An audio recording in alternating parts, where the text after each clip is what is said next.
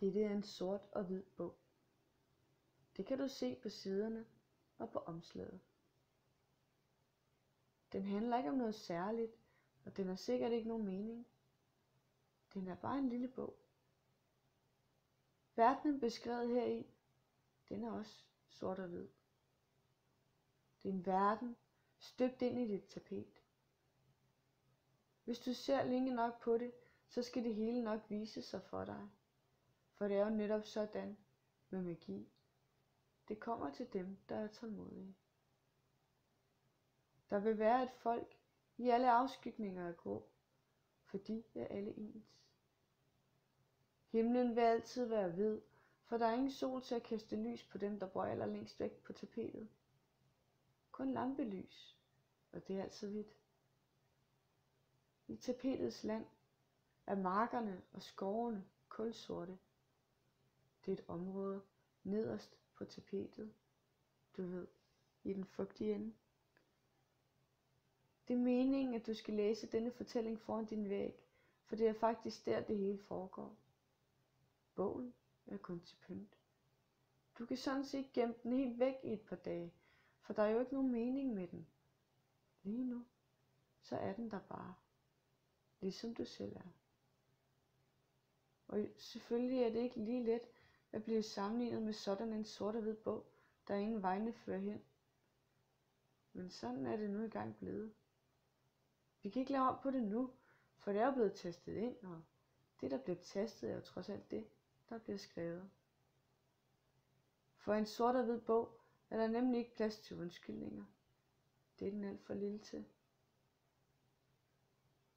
På tapetet lever der en lille dreng. Han hedder Bob.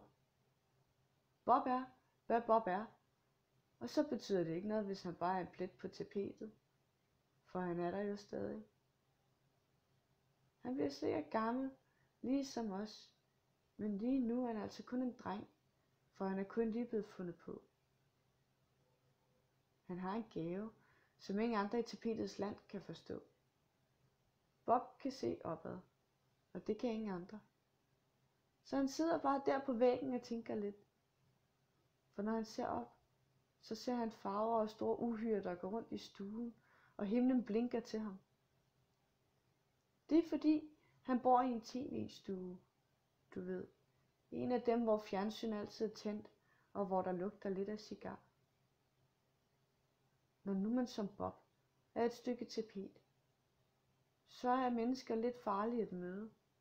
For de kan finde på at slå med søm, og de kommer også med maling en gang imellem, og så er der jo ikke nogen, der kan se noget længere. Men Bob er vist heldig, for han er aldrig blevet malet på, da han bor i skoven, i stuens fugtigste hjørne. Helt derude, hvor kun fjernsynets stråler kan nå ud. Det er han ikke helt tilfreds med, for han vil så gerne høre fuglene synge over ved vinduestapetet. Men det er langt, langt væk fra, hvor han bor. Han synes også, at vinduestapetet er virkelig flot, for det er helt hvidt som papir. Så når solens stråler rammer det, så bliver det ligesom guld. Men imellem Bob og vinduet, der står brændeovnen. Tapetet derovre er tørt og stift. En ørken, måske endda. Han ved også godt, at tapet, det sidder mægtig godt fast. Og lige nemt er det ikke at rejse hele vejen fra den ene ende af stuen til den anden, når man sådan har lim under fødderne. Det lærte ham, at man ikke altid kan få, hvad man ønsker sig. Men det stoppede ham ikke helt i at drømme om det. Han sendte det hvide tapet et kærligt blik, for selvom ens drømme godt kan være usandsynlige, så kan man heller ikke nægte, at livet er sjovere med håb. Og alligevel, så står de grå pletter uden for hans skov og siger, at han er underlig. Men det er jo kun fordi, de ikke kan se forbi deres egne næser, tænker Bob. For når han ser op, så kan han jo godt se, at støvet har lagt sig hen over dem. Så han lader sig helst ikke pille ned.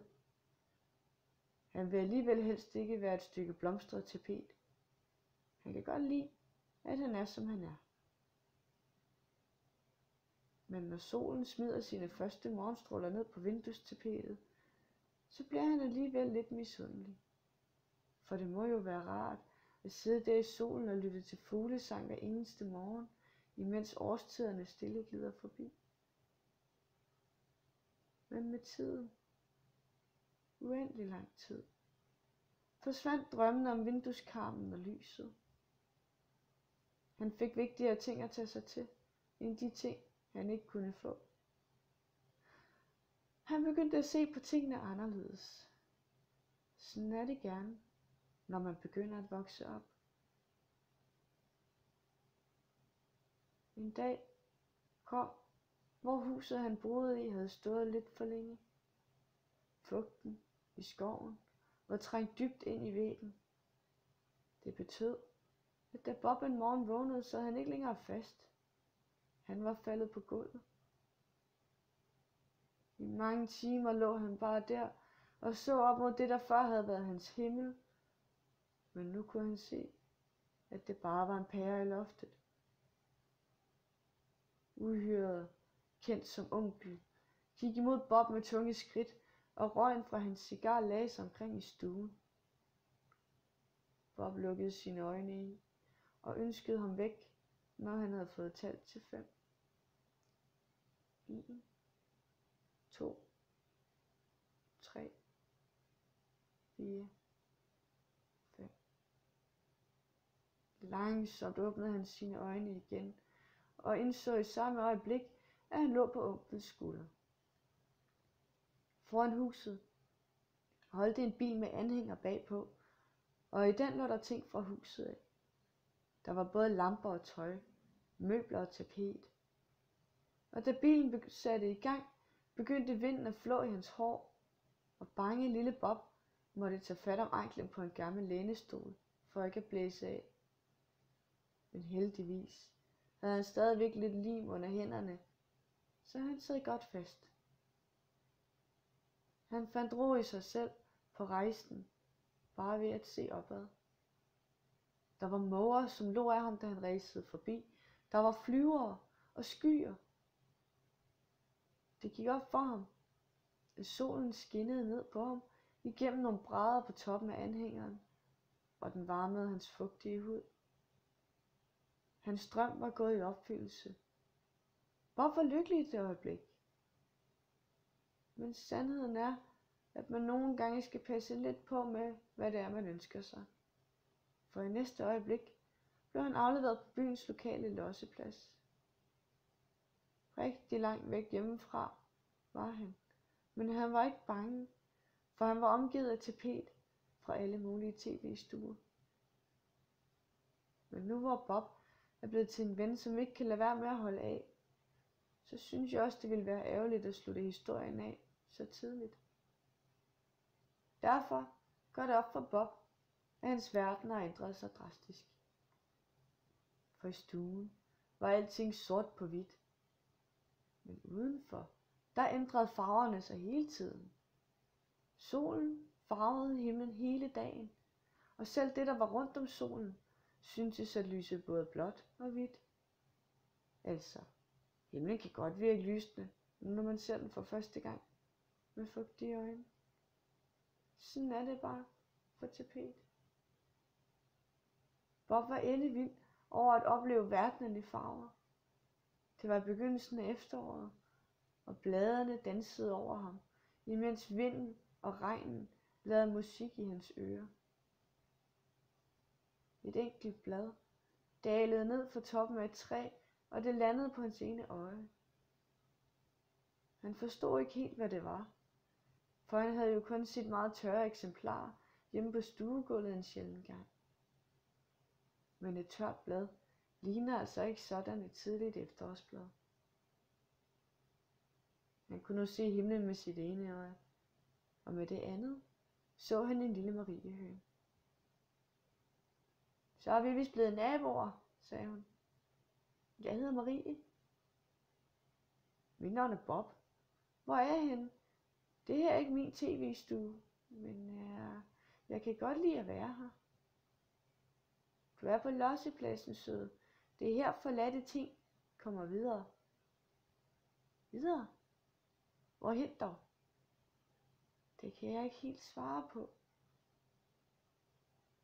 Omkring dem faldt regndråberne stille, og Bob undrede sig om, hvor de kunne komme fra.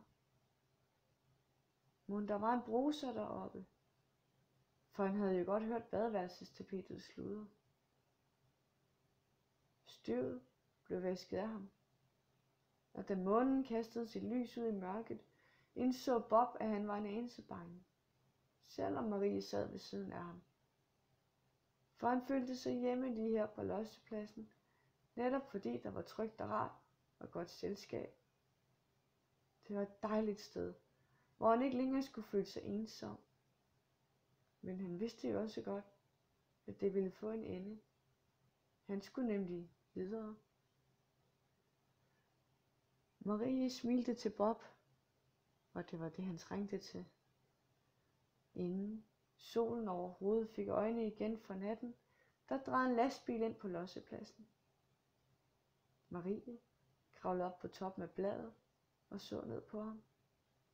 Ja, det er godt, nabo. Nu skal du altså videre, men du skal ikke være bange. Husk at smile. Lastbilen blev læsset, lukket og kørt væk. Omtumlet af mørket, der havde lagt sig hen over Bob som en dyne, tænkte han på Maries blide smil.